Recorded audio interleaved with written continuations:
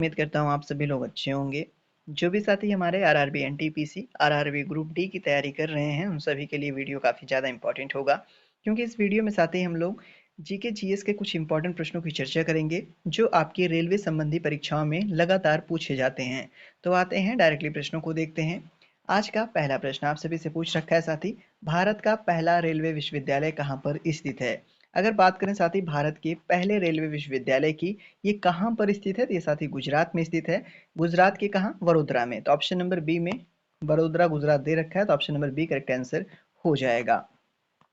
अगला प्रश्न देखते हैं, बेहद इंपॉर्टेंट है। कई बार साथी आरआरबी एनटीपीसी की परीक्षा में पूछा गया प्रश्न है। अगर बात करें हाल ही में कब पूछा गया था, तो साथी 2021 की जो एनटीपीसी की परीक्षा हुई थी, उसमें ये प्रश्न आया था। अब प्रश्न पूछ क्या रखा है आप सभी से, पहली यात्री रेलवे लाइन बॉम्बे और ठाणे के बीच कब बनाई गई थी? अगर बात करें पहले यात्री रेलवे लाइन का निर्माण कब किया गया था साथी, तो 1853 में किया गया था। तो ऑप्शन नंबर डी में 1853 दिया गया है, तो option number D correct answer हो जाएगा। अगला प्रश्न आप सभी के सामने है, बेहतरीन प्रश्न साथी। ये आपका एसएससी जीडी की परीक्षा में पूछा गया था, पूछने के चांस साथी आपके आरआरबी में है। कह रखा है जल किस प्रकार का संसाधन है? जो साथी जल है किस प्रकार का संसाधन होता है? तो जल साथी चक्रीय प्रकार का संसाधन होता है, इसका चक्रण हमेशा होता रहता है। तो ऑप्शन नंबर सी में चक्रीय दे रखा है, तो option number C correct answer भी इसका हो जाएगा। अगला प्रश्न आप सभी के समक्ष है, बेहतरीन प्रश्न है। कह रखा है भारतीय राष्ट्रीय कांग्रेस के प्रथम महासचिव कौन बने थे? अगर बात करें इस प्रश्न की साथी, कई बार इसे एसएससी की परीक्षाओं में पूछा गया है, रेलवे संबंधी परीक्षाओं में भी साथी आप इसको कहीं ना कहीं जरूर देखे होंगे। ये प्रश्न बहुत इंपॉर्टेंट है, आप इसको मार्क कर लें।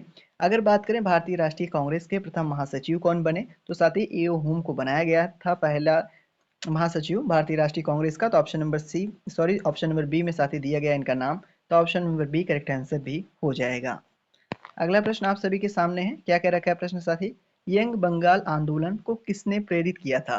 अगर बात करें यंग बंगाल आंदोलन को किसके जरिए प्रेरणा मिली थी, दैट मीन किसने प्रेरित किया था साथी, तो किसने किया था? हेनरी विवियन डेरोजियो ने। तो ऑप्शन नंबर ए में साथी इनका नाम दिया गया है, तो option number A correct answer भी इसका हो जाएगा।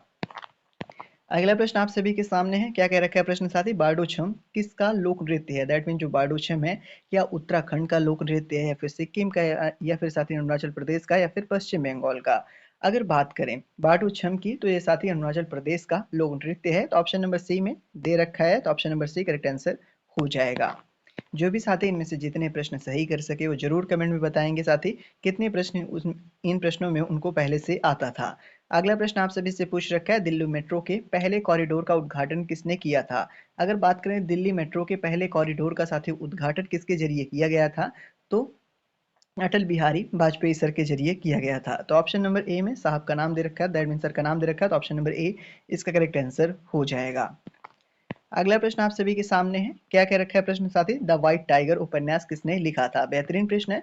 अगर बात करें द व्हाइट टाइगर उपन्यास की, किसकी साथी, द व्हाइट टाइगर उपन्यास की कई बार परीक्षाओं में पूछा गया है, तो इससे ध्यान रखेंगे साथी इन प्रश्नों को।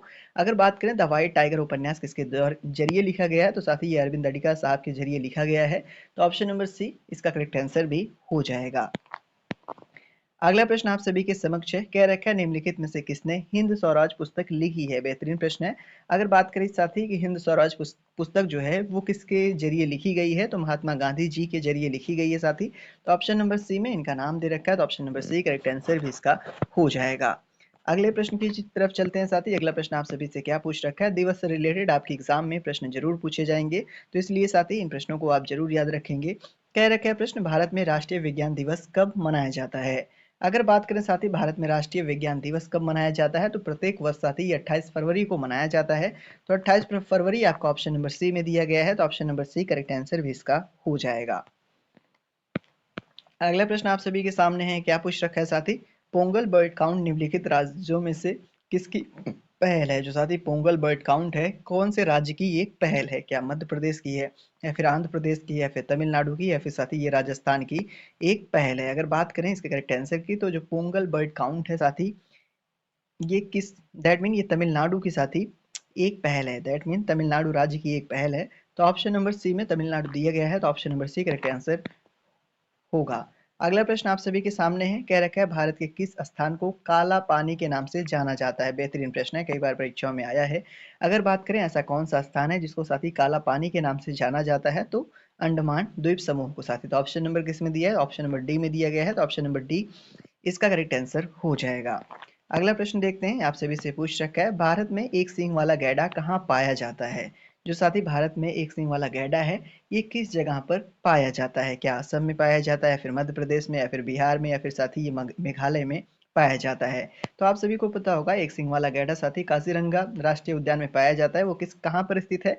तो ऑप्शन नंबर ए में जो नाम दे रखा है उसके लिए साथी वो प्रसिद्ध है। तो ऑप्शन नंबर ए में क्या दे रखा है? असम। तो जो असम है साथी, यहाँ पर एक सींग वाला गैंडा पाया जाता है। तो ऑप्शन नंबर ए इसका करेक्ट आंसर हो जाएगा। अगला प्रश्न आप सभी से पूछ रखा है साथी, सुरकुट्रा का पुरातात्विक स्थल किस राज्य में स्थित है? बेहतरीन प्रश्न है, इसका आंसर आप जरूर कमेंट में बताएंगे साथी, इसका आंसर क्या होगा? इसका आंसर साथी हम लोग कमेंट में पिन करेंगे, जो भी साथी हमारे जानते होंगे जरूर बताएंगे।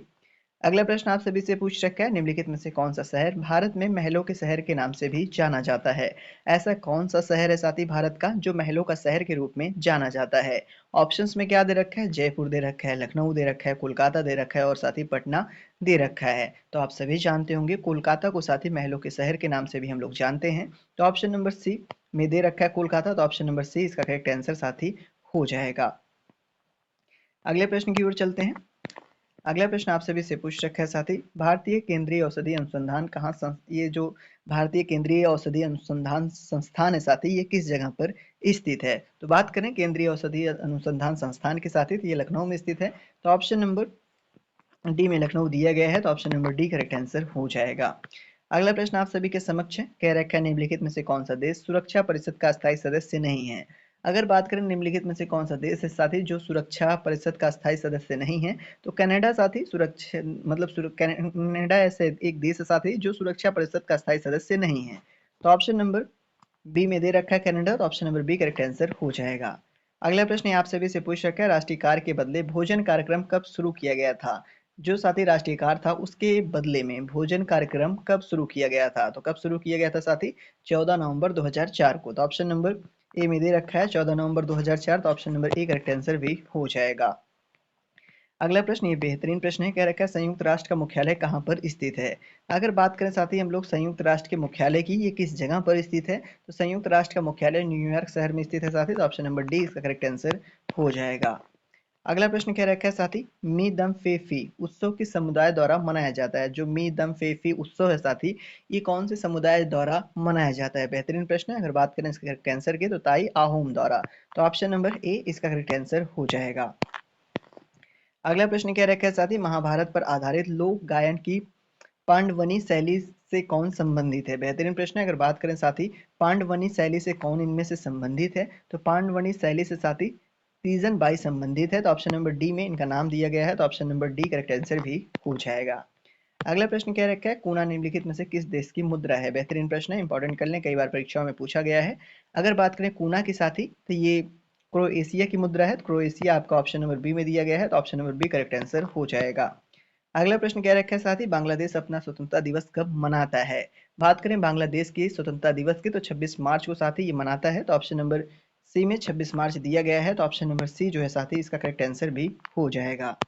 अगला प्रश्न देखते हैं, आप सभी के सामने है, कह रखा है पद्मनाभ स्वामी मंदिर किस राज्य में स्थित है? अगर बात करें पद्मनाभ स्वामी मंदिर की साथी, ये कौन से राज्य में स्थित है? सॉरी साथी, किस शहर में स्थित है, राज्य नहीं, कह रखा है किस शहर में स्थित है। तो ये साथी किस शहर में स्थित है? तिरुवनंतपुरम में स्थित है। तो ऑप्शन नंबर ए में दे रखा है तिरुवनंतपुरम, तो option number A correct answer भी हो जाएगा। अगला प्रश्न कह रखा है पुलित्जर पुरस्कार किसके द्वारा प्रदान किया जाता है? अगर बात करें पुलित्जर पुरस्कार के साथी, ये किसके द्वारा प्रदान किया जाता है? कोलंबिया विश्वविद्यालय के जो जरिए साथी पुरस्कार पुरस्कृत किया जाता है। तो ऑप्शन नंबर सी में दे रखा है, तो option number C correct answer हो जाएगा। अगला प्रश्न कह रखा है वारली लोक चित्रकला किस राज्य की कला है? अगर बात करें वारली लोक चित्रकला के साथी, तो ये कहाँ की चित्रकला है? तो ये महाराष्ट्र के साथी, तो ऑप्शन नंबर बी में महाराष्ट्र दिया गया है, तो option number B correct answer हो जाएगा। अगला प्रश्न क्या रखा है, निम्नलिखित में से किसमें सीएफसी शामिल है? दिए गए ऑप्शन में से किसमें साथी सीएफसी शामिल है? तो बात करें साथी सीएफसी, आप पूछोगे क्या होता है साथी? क्लोरोफ्लोरोकार्बन्स का एक समूह होता है। तो किसमें ये शामिल है साथी? तो ये किसमें शामिल है? ये साथी दिए गए ऑप्शन में से क्या वातित पेय में, या फिर दीवार पेंट में, या फिर साथी रोगन, या फिर शीतलक में शामिल है? तो बात करें इसके करेक्ट आंसर की साथी, तो ये शायद शीतलक में शामिल है। जो साथी सीएफसी होता है ये शीतलक में शामिल है। तो ऑप्शन नंबर डी में दे रखा है शीतलक, तो option number D correct answer हो जाएगा। अगला प्रश्न कह रखा है निम्नलिखित में से कौन भारत का मरुस्थल नहीं है। दिए गए ऑप्शन में से भारत का मरुस्थल कौन सा नहीं है। तो साथ ही सिंधु घाटी का जो मरुस्थल है ये भारत का मरुस्थल नहीं है। बाकी जो शेष विकल्प दे रखे हैं सभी भारत में स्थित हैं साथ ही। तो ऑप्शन नंबर सी में सिंधु घाटी का मरुस्थल दे रखा है, तो option number C correct answer हो जाएगा। अगला प्रश्न आप सभी से पूछ रखा है पृथ्वी पर विश्व का सबसे ऊंचा जलप्रपात कौन सा है। पृथ्वी पर साथी जो विश्व का सबसे ऊंचा जलप्रपात है वो कौन सा है। तो साथी एंजल जलप्रपात जो है वो विश्व का सबसे ऊंचा जलप्रपात है। तो ऑप्शन नंबर ए में एंजल दे रखा है, तो option number A correct answer हो जाएगा। अगला प्रश्न कह रखा है विश्व की सबसे लंबी नदी कौन सी है। बेहतरीन प्रश्न है। अगर बात करें विश्व की सबसे लंबी नदी की, साथ ही सबसे लंबी नदी जो है वो नील नदी है। तो ऑप्शन नंबर 20 का करेक्ट आंसर हो जाएगा। अगला प्रश्न आप सभी से कह रखा है निम्नलिखित में से कौन भारत में स्थानीय सरकार का हिस्सा नहीं है। दिए गए ऑप्शन में भारत में स्थानीय सरकार का हिस्सा इनमें से क्या नहीं है। तो क्या नहीं स्थित है साथी, विकास प्राधिकरण। तो ऑप्शन नंबर सी में विकास प्राधिकरण दे रखा है, तो option number C correct answer हो जाएगा। अगला प्रश्न आप सभी के सामने है, बेहतरीन प्रश्न है साथी। कह रखा है निम्नलिखित में से किस केंद्र शासित प्रदेश में विधानसभा है। जो साथी ऐसा कौन सा केंद्र शासित प्रदेश है जिनमें क्या है साथी, विधानसभा है। क्या दिल्ली में या फिर चंडीगढ़ में या फिर अंडमान और निकोबार में या फिर साथी दादर नगर हवेली में। तो बात करें साथी कहाँ पर विधानसभा है, तो दिल्ली में साथी केवल विधानसभा है। ऐसा एक मात्र केंद्र शासित प्रदेश है जहां पर विधानसभा है साथी, तो कौन सी है, दिल्ली है। तो ऑप्शन नंबर ए इसका करेक्ट आंसर साथी हो जाएगा। अगला प्रश्न देखते हैं, आपके सामने है, बेहतरीन प्रश्न है। क्या कह रखा है प्रश्न, किस राज्य में विधान परिषद नहीं है। दिए गए ऑप्शन में से ऐसा कौन सा राज्य है जहां पर कोई विधान परिषद नहीं है। अब ऑप्शंस में क्या दे रखा है साथी, महाराष्ट्र दे रखा है, केरल दे रखा है, तेलंगाना दे रखा है और कर्नाटक दे रखा है। तो आप सभी जानते होंगे इनमें से साथी केवल केरल में कोई विधान परिषद नहीं है। तो ऑप्शन नंबर बी में दे रखा है केरल, तो ऑप्शन नंबर बी इसका करेक्ट आंसर हो जाएगा। आज के लिए इतना ही, मिलते हैं अपने अगले वीडियो में, तब तक के लिए साथी धन्यवाद।